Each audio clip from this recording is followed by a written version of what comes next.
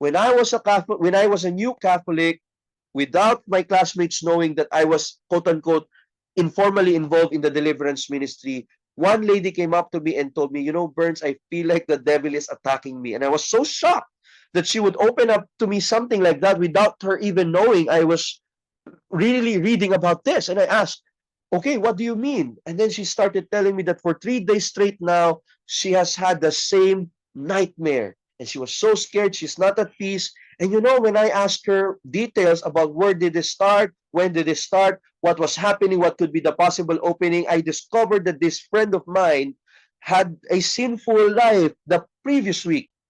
At the time, she was with a boyfriend and they went to an ancestral house of the family, and they had sins of impurity.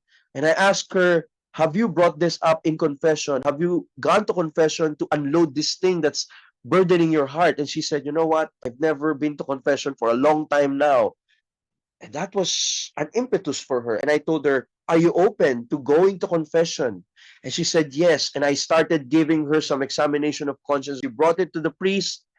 And she told me after confession, the nightmares have stopped. Sometimes, dear friends, it takes only one confession to defeat the demons in our lives.